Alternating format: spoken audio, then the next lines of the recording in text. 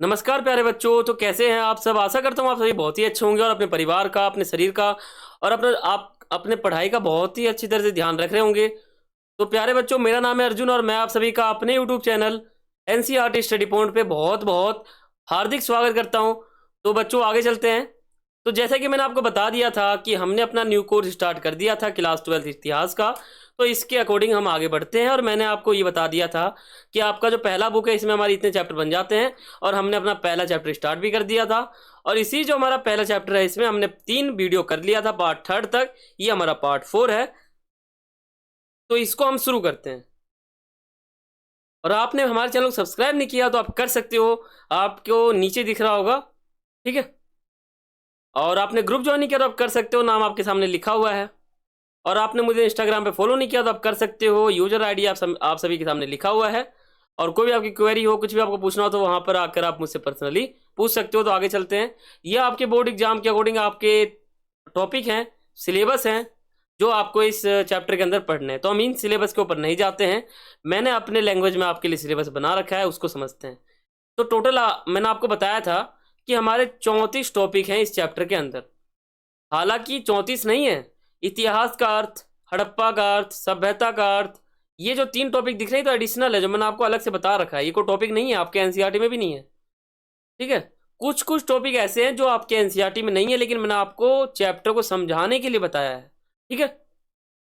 Part 1 में मैंने आपको 10 टॉपिक बताया था, पार्ट 2 में मैंने आपको 4 टॉपिक बताया था, पार्ट 3 में मैंने आपको बाकी के टॉपिक बताए थे। और आज हम 23 से लेकर 34 तक के टॉपिक को समझेंगे। ये हमारा लंबा वीडियो रहने वाला है और ये हमारा थोड़ा सा इंपॉर्टेंट पार्ट रहने वाला है। तो हम शुरू करते हैं आज का अपना ये क्लास। देखो 23वां टॉपिक हमारा क्या है? मनकों का निर्माण। तो मनकों का निर्माण जानने से पहले आप ये जान लो कि मनके क्या हैं। कई बच्चे ये सोचते होंगे कि मन के यानी हमारा व्यवहार, हमारा मन, उसे हम मन के कहते हैं। लेकिन ऐसा नहीं है। मन के का मतलब होता है माला। माला आप जानते होगे, आप सभी जानते होगे माला का मतलब होता है जिसपे मोतियां हो और मोतियों को एक धागा के अंदर बंद किया जाए या बंद किया जाए। ठीक है। उसे हम कहते हैं मन के।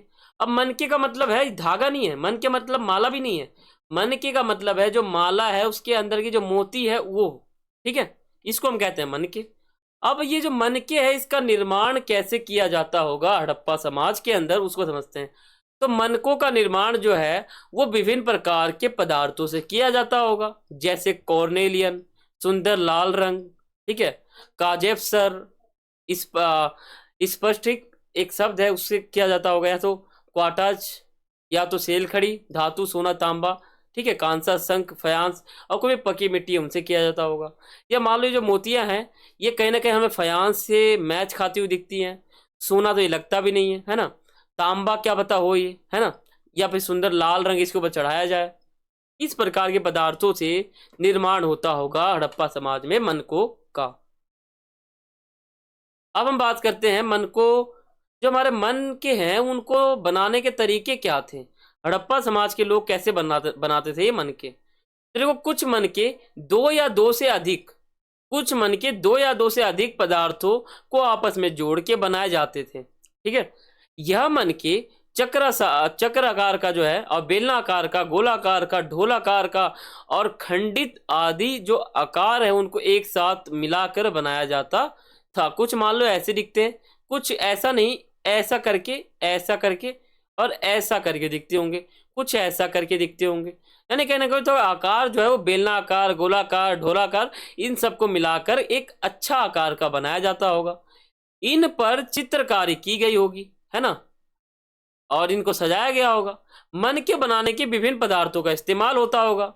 इन्हीं के अनुसार इनको मनके के तकनीक में बदलाव लाने के लिए, इनको मतलब मनके के बनाने के तरीके में बदलाव भी लाते होंगे ये लोग। सेल खड़ी एक मुलायम पत्थर था जो आसानी से उपयोग में लाया जाता था उस समय। कुछ मनके ऐसे भी मिले हैं जिन्हें सेल खड़ी में चूर्ण को सांचे में ढालकर बनाया गया था।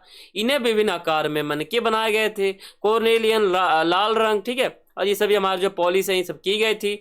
लोथल, चौहदड़ो, धोलाविला, इन सब से हमें कुछ साक्ष्य भी मिल गए हैं।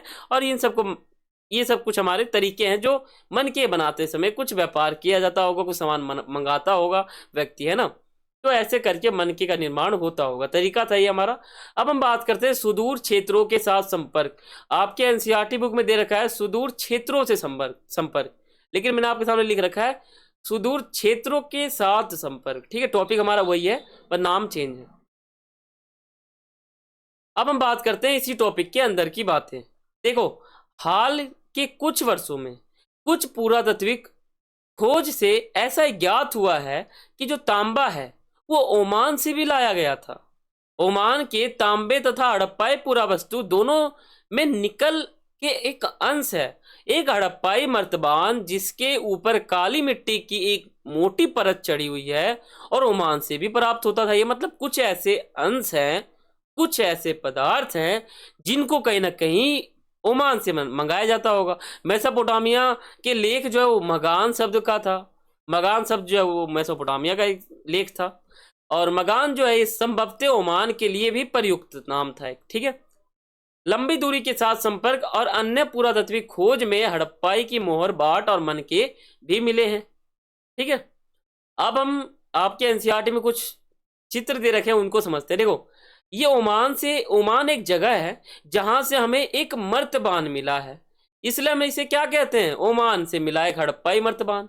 ये मर्तबान हमें मिला है ओमान से। ओमान एक क्या है, वो एक क्षेत्र है, एक जगह है, एक स्थान है, एक मोहल्ला है, एक इलाका है, उसे हम क्या कहते हैं, ओमान। और ओमान से एक चीज मिल गया जिसका नाम क्या था, मर्तबान। तो ऐसे कह सकते हैं आप। अब एक ये चित्र मिला है, ठीक है, यह जो है मेसोपोटामिया की एक विशिष्ट बेलनाकार मोहर है, परंतु इस पर बना जो कुबरधार कुछ विसर्ग जो है वो सिंधु चित्र से प्रतीत होता है, कुछ मैच खाता है उसके साथ। ठीक है, और कुछ ये चित्र है मेसोपोटामिया। को पता होगा कि आपके 11वीं क्लास में एक चैप्टर था समय की शुरुआत, ठीक है, उसमें आपने मेसोपोटामिया को समझा था, ये सभी आपने उसमें समझा था। मेसोपोटामिया और हड़प्पा, इनमें मतलब इनका जो सभ्यता है इनमें कहने का आपस में व्यापार भी होता था, है ना। अब एक ये हमें चित्र मिला है, आपके एनसीईआरटी में दे रखा है, ये पूरा पन्ना ही आपके एनसीईआरटी का है। देखो, ये जो चित्र है ये बहरीन में मिली गोलाकार फारस की जो खाड़ी है उसके प्रकार मोहर का भी कभी कभी हड़प्पाई लिपि चित्र इनमें कहीं ना कहीं इनका जिक्र मिल जाता है। हड़प्पा का जो चित्र है या लिपि जो उसके ऊपर भी कहीं ना कहीं चित्र हमें देखने को मिल जाते हैं। ये कुछ हड़प्पाई लिपि से मैच हो जाते हैं, हड़प्पा सभ्यता से संबंधित कुछ मूर्तियां, कुछ लेख। ठीक है, अब इसको बात करते हैं। देखो, ये क्या दिख रहा है आपको, ये भी एक चित्र मिला है।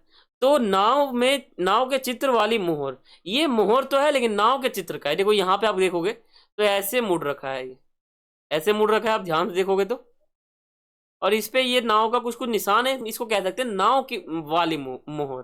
ठीक है, अब एक हमें ये मिला है, ये भी मूर्ति आपके हड़प्पा सभ्यता के संबंधित ही है। पक्की मिट्टी का खिलौना गाड़ी मिला है, ये जो पक्की मिट्टी से बनाया गया एक खिलौना गाड़ी है, ये भी हमें देखने को मिलता है। तो ये कुछ मूर्तियां थी जो आपके समझ में आ गई, तो यही आपको इसमें समझना था।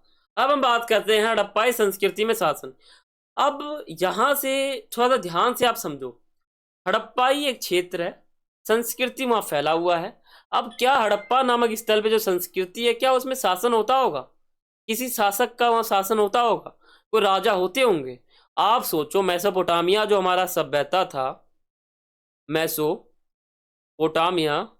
एक सभ्यता था हमारा, तो इसमें राजाओं का शासन था, राजा का शासन था। अब बात करते हैं हड़प्पा, तो हड़प्पा में क्या शासन नहीं होता होगा, क्वेश्चन मार्क। आप ही सोचो, जब इतने छोटे लेवल पे फैला हुआ जो हमारा मेसोपोटामिया था इसमें शासन होता था, तो क्या इतने बड़े क्षेत्र में फैला हुआ जो हमारा हड़प्पा है, क्या उसमें शासन नहीं होता होगा। आप ही सोचो, होता होगा, लेकिन इतिहासकारों का विवाद है इसी के ऊपर। ठीक है, तो यहां हम बात करने वाले हैं कि एक मूर्ति मिली है पुरोहित राजा की, जिसे हम पुरोहित राजा की संज्ञा देते हैं, नाम देते हैं। अब हम यहां बात करते हैं। देखो हड़प्पा संस्कृति में शासन हड़प्पा सभ्यता के किस प्रकार होता होगा, ये हमारा एक क्वेश्चन मार्क है। हालांकि इतिहासकार के बीच एक मतभेद है, विवाद है, आज तक वो लोग पता ही नहीं लगा पाए कि हड़प्पा समाज में क्या पता राजाओं का शासन था या भी नहीं था। इसके बारे में अधिक जानकारी प्राप्त नहीं हुई है। संभवतः हड़प्पाई समाज में जिसका शासन रहा होगा उन्होंने जटिल फैसले लिए होंगे, जटिल यानी कठोर फैसले लिए होंगे और उसको कार्यान्वित यानी कार्य लागू किया होगा। ठीक है, क्योंकि हड़प्पाई पूरा वस्तुओं में एक रूपता दिखती है। हड़प्पाई कुछ भी वस्तुएं हैं उनमें एक रूपता हमें दिखाई देती है। इसका मतलब शासक तो होता होगा वहां पर। आप भी सोचो, मेरे हिसाब से तो शासक होता होगा, क्योंकि इतना बड़ा क्षेत्र है, समाज ज्यादा है, सब कुछ जो है सिस्टम वाइज है ना। हड़प्पा आपको ध्यान हो, मोहनजोदाड़ो में एक नियोजित शहर मिला है, ये फोटो आपका उसी है। तो इतना सिस्टम वाइज तरीके से समाज को रखा गया है, नालियों का निर्माण अच्छी तरीके से किया गया है, तो क्या बिना शासक सही होगा या बिना राजा का ही इतना मतलब अच्छा माहौल होगा? आप सोचो, तो ऐसा नहीं हो सकता। तो मेरे हिसाब से राजा तो होता होगा। अब इतिहासकार क्या कहते हैं उसको समझते हैं। उदाहरण के लिए जो मोहर है, बाट, मनके, ईंट, ठीक है, अलग अलग, ये सभी अलग स्थान से मिली है। मोहर अलग स्थान से मिला, बाट अलग स्थान से मिला, मनके अलग स्थान से मिला और ईंट अलग स्थान से मिला, लेकिन फिर भी इसमें एक रूपता दिखाई देती है। क्यों दिखाई देती है? कहीं ना कहीं राजाओं का शासन तो होगा, है ना। हड़प्पा सभ्यता एक विशाल क्षेत्र में फैली हुई सभ्यता थी। फिर भी जम्मू कश्मीर, गुजरात, पाकिस्तान अधिकतर स्थानों पर भी एक ही आकार के ईंटें मिली है। हड़प्पाई शासक को लेकर पुरातत्वविदों के बीच मतभेद है। ठीक है, अब देखो, एक हमारा इसके अंदर का टॉपिक है प्रसाद और शासक। एक पुरोहित राजा की मूर्ति मिली है जिसे हम प्रसाद की संज्ञा देते हैं। इतिहासकार उनको जो है प्रसाद की संज्ञा देते हैं। देखो, मोहनजोदाड़ो एक स्थान है जहां से एक विशाल भवन मिला। जब मैंने आपको कहा था पार्ट 3 में कि मोहनजोदाड़ो का जो निचला वाला हिस्सा है नियोजित शहर के अंदर, उसमें बहुत सारे भवन मिले हैं, तो उसी में से हमारा एक भवन है जहां से हमें एक राजा मिला है, पुरोहित राजा, जिसे हम क्या कहते हैं, प्रसाद की संज्ञा उन्हें दी गई थी, मतलब उनको हम प्रसाद कहते हैं। ठीक है, प्रसाद राजा। लेकिन वहां से कोई भव्य वस्तु नहीं मिली है कि हाँ यही राजा होगा, यही कोई शासक होगा, इसी का जो है शासन होता होगा। ऐसा कोई भी मतलब वहां से वस्तु नहीं मिला है उस भवन के अंदर। यही एक इतिहासकारों के बीच विवाद का एक पॉइंट बन जाता है, एक जरिया बन जाता है। तो पहले आप मूर्ति देखो, ये हमारा मूर्ति है पुरोहित राजा।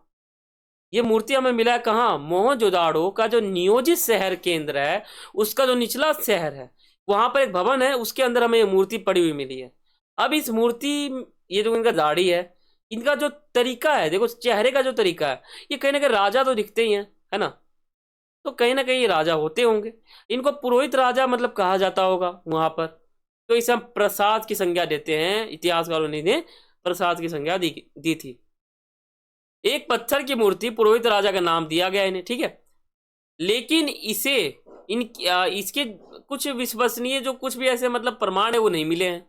हड़प्पा समाज में प्रशासन जो है उसको लेकर 3 मतभेद हैं। 3 लोग हैं जो अलग अलग कहते हैं। पहला क्या कहता है, कुछ पुरातत्वविद कहते हैं कि हड़प्पा समाज में शासक नहीं थे, राजा नहीं थे, सभी की स्थिति समान थी, सब लोग समान लेवल पे थे। कुछ पुरातत्वविद कहते हैं कि हड़प्पा सभ्यता में कोई भी एक शासक नहीं थे, बल्कि अनेक शासक थे, ठीक है। और कुछ अलग ही कहते हैं, कुछ कहते हैं है ही नहीं, ऐसे कैसे कुछ कहते हैं। अब हम बात करते हैं कनिंगम कौन थे। तो आपने समझ लिया कि शासक जो है वो होगा, जरूर होगा, लेकिन मतभेद भी है। तो यहाँ पे कहीं ना कहीं जवाब हमें ना के बराबर मिलता है कि शासक थे या नहीं थे। अब हम बात करते हैं कनिंगम कौन थे। इसको बताने से पहले आपको मैं एक चीज बताना चाहूंगा जो आपको समझने के लिए भी बहुत ज्यादा अनिवार्य है, जो आपको समझना भी चाहिए। देखो, पहले हम क्या बात करते हैं, पहले मैं आपके सामने लिख देता हूं, भारतीय सर्वेक्षण विभाग के डायरेक्टर। अब इसमें हमारे 3 डायरेक्टर बने हैं, पहला, दूसरा, तीसरा। एक तो हमारे थे अलेक्जेंडर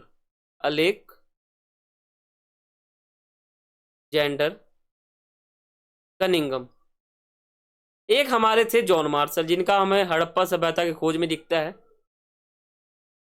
एक हमारे 1944 में बन जाते हैं, जिनका नाम है R.E.M. व्यूलर। यहां मैंने आपके सामने लिखा है कि पहले हमारे कौन बने थे, पहले हमारे बने थे भारतीय पुरातत्विक सर्वेक्षण विभाग के पहले जनरल डायरेक्टर अलेक्जेंडर कनिंगम, ठीक है। दूसरे हमारे बने थे जॉन मार्शल। तीसरे हमारे 1944 में जाकर बन गए थे, जिनका नाम था R.E.M. व्यूलर। नाम याद रखना, REM व्यूलर, ठीक है। तो ये कुछ बातें थी। तो हम जानते हैं कि कनिंघम कौन थे, समझ गए कनिंघम की बात कहाँ चल रही है, समझ गए होगे आप, पहले हमारे डायरेक्टर। तो समझते हैं इनके बारे में, ये कौन थे और इनको भ्रम भी हो गया था, वो मैं आपको आगे बताऊंगा। देखो, कनिंघम का पूरा नाम था अलेक्जेंडर कनिंघम। ये भारतीय पुरातत्विक सर्वेक्षण विभाग के हमारे पहले जनरल डायरेक्टर थे। अलेक्जेंडर कनिंघम को भारतीय पुरातत्व का जनक भी कहा जाता है। इनको भारतीय पुरातत्विक सर्वेक्षण विभाग या भारत का जो है जनक कहा जाता है। इन्होंने ही मतलब भारत में अपना योगदान दिया, प्रमुख योगदान। लेकिन योगदान के बीच इनका एक भ्रम भी हो गया था, जो कहीं ना कहीं लोगों को बहुत ही परेशान भी कर रहा था। इन्होंने 19वीं शताब्दी के मध्य जाते जाते क्या हुआ कि पुरातत्विक खनन का आरंभ कर दिया। अलेक्जेंडर कनिंघम लिखित स्रोत पे ज्यादा रुचि रखते थे। ऐसे स्रोत जो हमें लिखे हुए मिल जाते हैं ना, उनको ये मानते थे, मूर्ति इन सबको नहीं मानते थे, ठीक है। अब हम बात करते हैं इनका एक भ्रम था, वो भ्रम क्या था तो उसको समझते हैं। देखो, कनिंघम का भ्रम, अलेक्जेंडर कनिंघम को एक अंग्रेज अधिकारी ने जब हड़प्पाई मोहर दिखाई, अलेक्जेंडर नाम के व्यक्ति वहां पर रखे बैठे हुए हैं, ठीक है।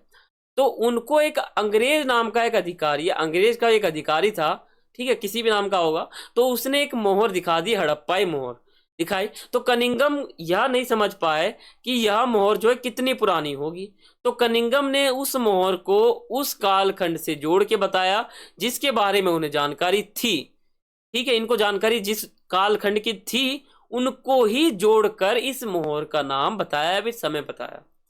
वह मोहर जो है उनको महत्व समझ नहीं पाए, ये जो है ना हड़प्पाई मोहर के महत्व को नहीं समझ पाए कि यह मोहर जो है कितनी प्राचीन है। 5,000 से लेकर 8,000 साल पुरानी मोहर को ये ऐरा गहरा 100 साल का पुराना बता रहे थे, ठीक है, 100 साल, समझ गए। कनिंघम ने सोचा कि यह मोहर जो है भारतीय इतिहास का प्रारंभ जो है ना, इस मोहर का जो प्रारंभ दिखता है वो हमें गंगा घाटी से दिखता है, यहीं से ये पनपा है, यहीं से उछला है, यहीं से इसका उफान दिखता है। जबकि यह मोहर जो है गंगा घाटी शहरों से भी पहले की है, ठीक है। जब मैंने आपको हड़प्पा सभ्यता की खोज बताया था, तो हड़प्पा सभ्यता की सबसे कीमती वस्तु हमारे क्या है, तो ईंटें भी है और मोहर भी है, ठीक है।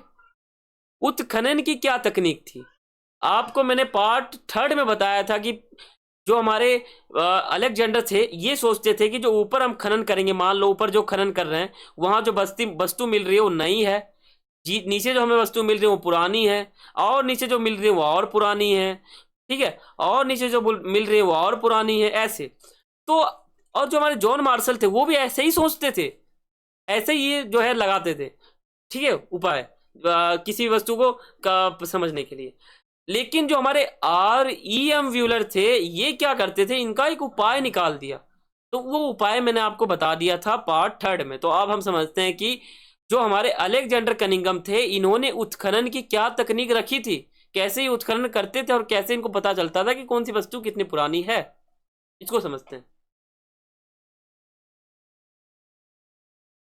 देखो, सामान्य तौर पर क्या होता है, मान लो मामूली सा उपाय बताऊं, तो सामान्य तौर पर सबसे नीचे स्तर पे जो मिली वस्तुएं है ना वो प्राचीनतम है, और सबसे ऊपर मिले जो वस्तु है वो नवीनतम है। अगर मान लो आपको 1 फुट नीचे जो वस्तु मिल रही है वो नई है, 1,000 फुट नीचे जो मिल रही है वो बहुत पुरानी है, 1,00,000 फीट मिल रही है नीचे वो और भी ज्यादा पुरानी है। इसका मतलब कह सकते हो कि नॉर्मल सा परिभाषा यही है कि ऊपर जो मिलता है वो नया है, नीचे जो मिलता है वो पुराना है ना। इसी के आधार पर पूरा वस्तुओं का जो कालखंड है वो निर्धारित किया गया था उस समय, ठीक है। अब यहां पर आपको समझ में आया कि नहीं आया मुझे कमेंट करके बताना, बाकी मैं आपको दोबारा बताता हूं इसी टॉपिक को। यह आपके एनसीईआरटी बुक में एक पैराग्राफ टाइप का कुछ दे रखा है। मान लो ऊपर एक खनन हुआ, यहाँ खनन हुआ, एक वस्तु मिल गया ए नाम का, ये हमारा है नया वस्तु। क्यों है नया, क्योंकि ये ऊपर मिला। हमें कोई यहाँ वस्तु मिलता है बी नाम का, ये क्या है, तो ये पुराना है। क्यों है, क्योंकि ये बहुत नीचे मिल रहा है।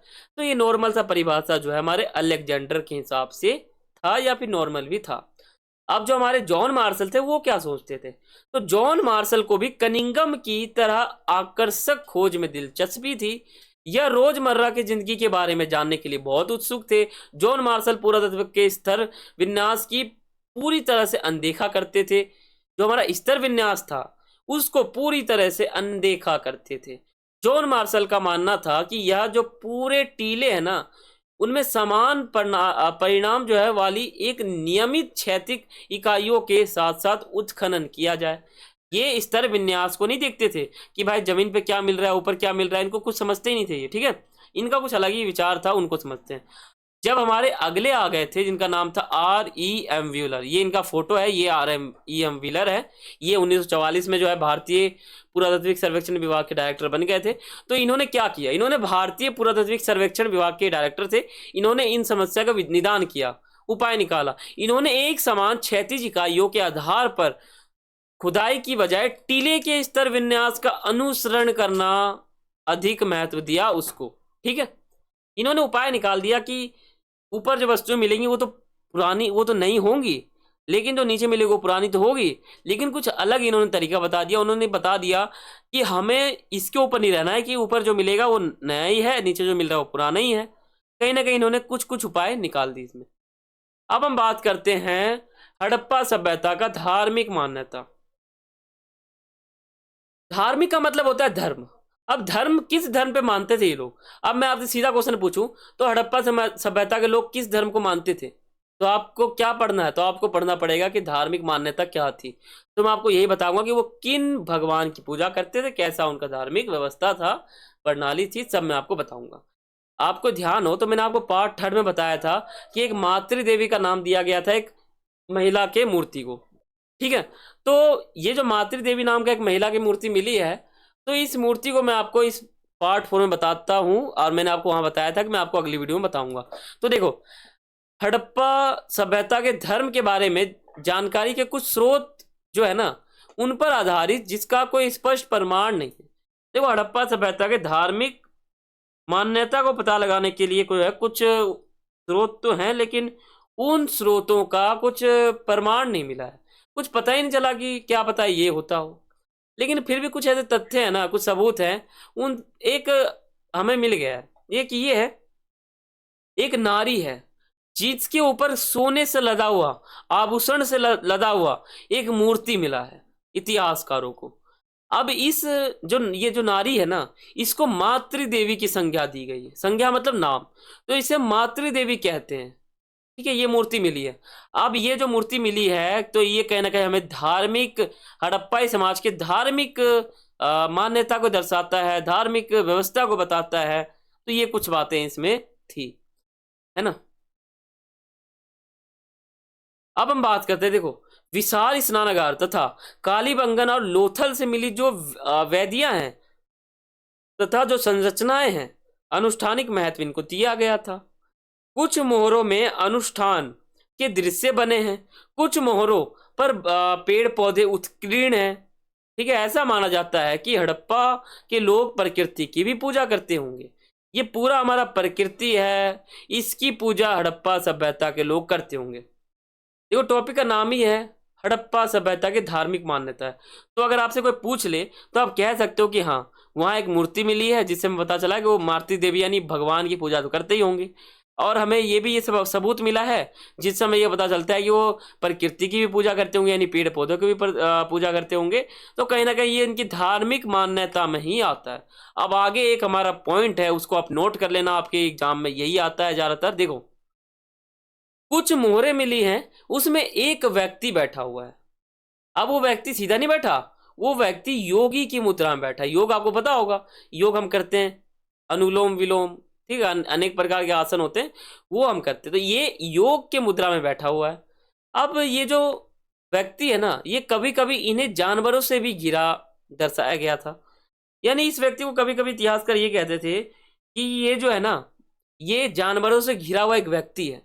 या कभी कभी संभवतः ये भी पता लगाया गया है, कुछ इतिहासकारों ने ये भी कहा है कि ये जो व्यक्ति है ये कोई जानवरों से घिरा हुआ नहीं है, बल्कि ये हिंदू धर्म के सबसे प्रमुख देवता यानी शिव है, ठीक है। ये बताया गया इतिहासकारों के द्वारा, ठीक है, जिसे हम पशुपतिनाथ कहते हैं। पत्थर के शंकु आकार वस्तुओं को शिवलिंग के रूप में वर्गीकृत किया गया।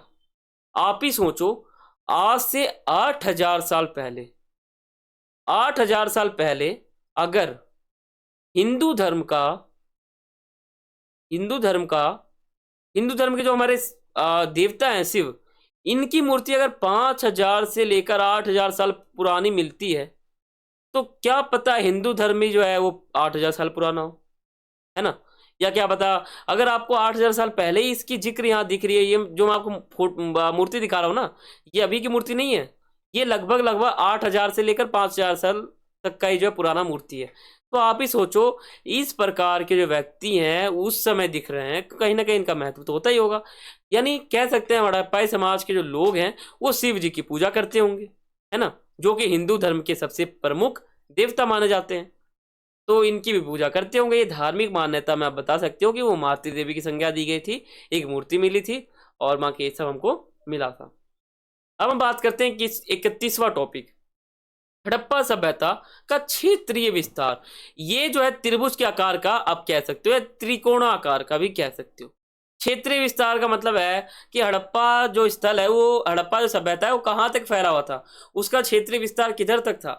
तो मैंने आपके सामने मैप बना रखा है, देखो, यहां से लेकर, यहां से लेकर और यहां से लेकर और यहां से लेकर इतने दूर में फैला हुआ सभ्यता। वैसे तो मैंने ये थोड़ा इधर लिख दिया, देखो यहां से मानो आप बी यहां पर आएगा, बी यहाँ पे हमारा हड़प्पा है, तो ये हमारा हड़प्पा आ जाएगा। यहाँ पर कहाँ पर है, पाकिस्तान में है।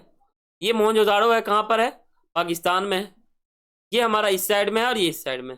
यानी कह सकते हैं पाकिस्तान में दो तो आपको मेन है, दो तो हमारे यहाँ पर आ जाएगा, जो बी यहाँ पर आएगा, कहाँ पर, यहाँ पर। बी मैंने थोड़ा इधर लिख दिया लेकिन यहाँ पर आएगा। तो बी और ए और सी डी ये कहाँ कहाँ इनके नाम आते हैं, देखो मैं आपको यहाँ बताता हूँ विस्तार से। वो तो मैंने आपके सामने लिखा था, वो आप समझ गए होंगे। देखो हड़प्पा सभ्यता का जो क्षेत्रीय विस्तार है ना, वो त्रिकोण के आकार का है। अब कैसे है, तो आप हर चीज को समझते हो, चलो त्रिकोणीय आकार। आपने मैथ में त्रिज्या तो सुना ही होगा, तो त्रिज्या क्या होता है, सीधा सा हो जाता है ना। जितनी बड़ी त्रिज्या होगी उतना ही बड़ा क्षेत्रफल हो जाता है। मान लो ये त्रिज्या है सीधा सा, अब ये त्रिज्या ऐसे घूमेगा, घूम घूम के घूम घूम के घूम घूम के ऐसा क्षेत्रफल बना लेता है। तो त्रिज्या यानी त्रिकोण के आकार का था ये, ऐसे घूमेगा। यहां से मानो आप एक एक एक और एक ऐसे, ये आपको कहीं ना कहीं त्रिकोण के आकार का दिख ही रहा है ना, बॉक्स जैसा बन रखा है। तो इसे हम कह सकते हैं त्रिकोण के आकार का। आप कह सकते हो हड़प्पा सभ्यता का जो क्षेत्रीय विस्तार है वो त्रिकोण के आकार का है।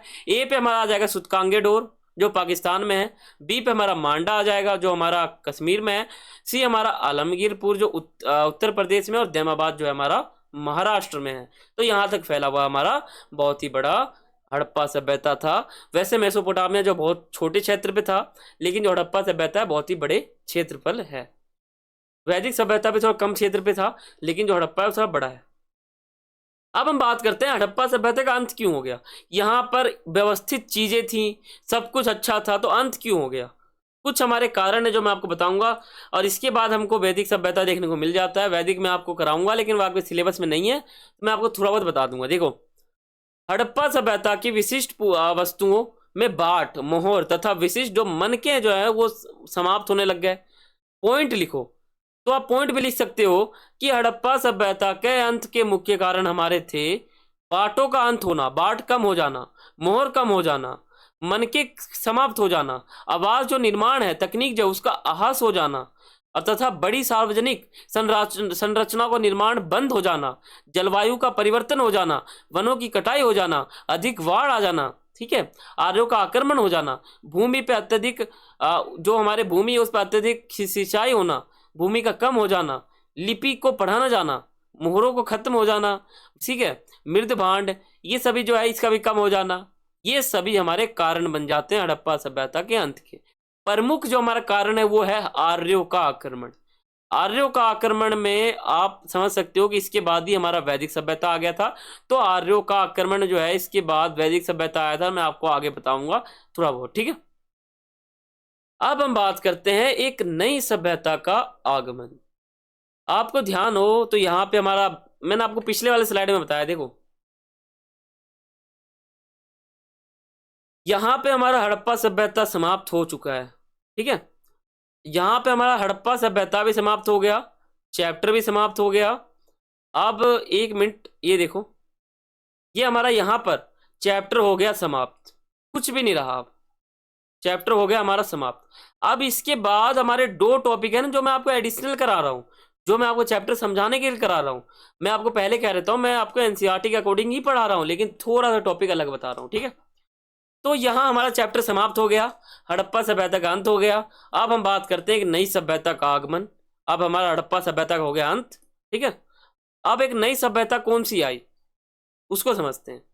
आपके सिलेबस में ही नहीं है, लेकिन मैं आपको थोड़ा सा बता देता हूँ। देखो, हड़प्पा सभ्यता में जब आर्यों का आक्रमण होता है तब हड़प्पा सभ्यता नष्ट हो जाता है, तथा उसी समय हड़प्पा सभ्यता के बाद जो मतलब हड़प्पा सभ्यता में बाढ़ देखने को मिल जाते हैं और भूमि नष्ट होने लग जाती है। तब हड़प्पा सभ्यता का अंत भी हो जाता है और नई सभ्यता का आगमन हो जाता है, जिसे हम क्या कहते हैं, वैदिक सभ्यता।